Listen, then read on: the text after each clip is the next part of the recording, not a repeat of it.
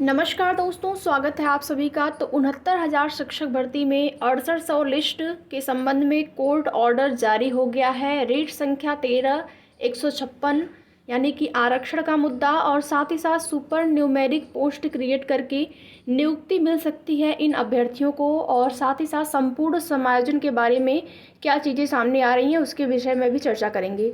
तो जो भी अभ्यर्थी चैनल पर नए हैं, सब्सक्राइब करके वीडियो को लाइक और शेयर ज़रूर करें और वीडियो में लास्ट तक बने रहें। तो आगे वीडियो में हम आप लोगों को दिखाएंगे कोर्ट ऑर्डर जो जारी हुआ है 6800 लिस्ट को लेकर अगर देखा जाए तो कल अभ्यर्थियों को बहुत ही उम्मीद थी। कल का दिन यानी कि 18 फरवरी, सबके मन में यही उम्मीद थी कि यहाँ पर अंतरिम राहत लेकर जो 6800 की लिस्ट है उस पर आगे की प्रक्रिया बढ़ाई जाएगी। लेकिन अगर देखा जाए तो ऐसा लग रहा है कि बड़ा ही मुश्किल हो गया है। कब तक आगे की प्रक्रिया प्रारंभ होगी कुछ भी कहा नहीं जा सकता। और साथ ही साथ प्रारंभ में जो जानकारी मिली थी वो यही जानकारी मिली थी कि चुनाव आयोग से परमिशन ले ली गई है 6800 लिस्ट के संबंध में।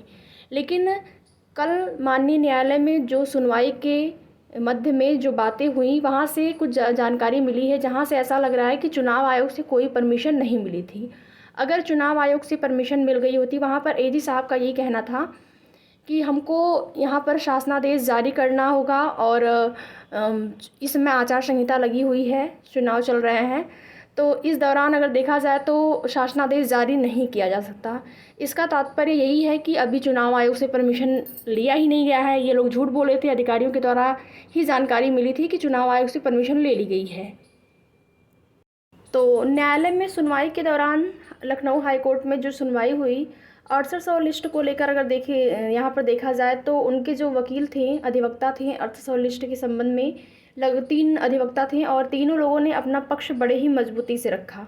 और प्रारंभ में जो बात चल रही थी, बहस जो हो रही थी, उसको देखकर ऐसा ही लग रहा था जैसे कि जो 6800 लिस्ट है उस पर आगे की नियुक्ति जल्द ही प्रारंभ हो सकती है। लेकिन एजी महोदय के द्वारा जो जवाब दिया गया उससे ऐसा लग रहा है कि ये भर्ती या 6800 की लिस्ट जो है वो कहीं लटक न जाए। और यहाँ पर देखा जाए तो एजी साहब ने समय मांगा और उनका कहना, और जो नेक्स्ट डेट पड़ी है वो पड़ी है 22 मार्च को। बहुत ही लंबी डेट पड़ चुकी है, 22 मार्च तक आप लोगों को वेट करना पड़ सकता है। और साथ ही साथ 6800 लिस्ट को 13/156 के साथ जोड़ दिया गया है। लेकिन यहाँ पर अगर देखा जाए तो जज साहब की तरफ से जो चीज़ें सामने आई हैं वे बड़ी ही सकारात्मक रही हैं और 6800 लिस्ट आरक्षण मुद्दे को लेकर उनकी बातें जो हैं उससे लग रहा है कि सकारात्मक परिणाम देखने को मिल सकते हैं। क्योंकि जज साहब ने ही कहा कि सरकार के पास विकल्प है और सरकार चाहे तो सुपर न्यूमेरिक पोस्ट क्रिएट करके सभी को यहाँ पर एडजस्ट कर ले। यानी कि जो भी प्रभावित लोग हैं इस भर्ती में, जो भी प्रभावित लोग हैं उनको एडजस्ट कर लिया जा सकता है सुपर न्यूमेरिक पोस्ट क्रिएट करके। तो कुछ अभ्यर्थियों ने ये भी कमेंट करके पूछा था कि सुपर न्यूमेरिक पोस्ट क्या है।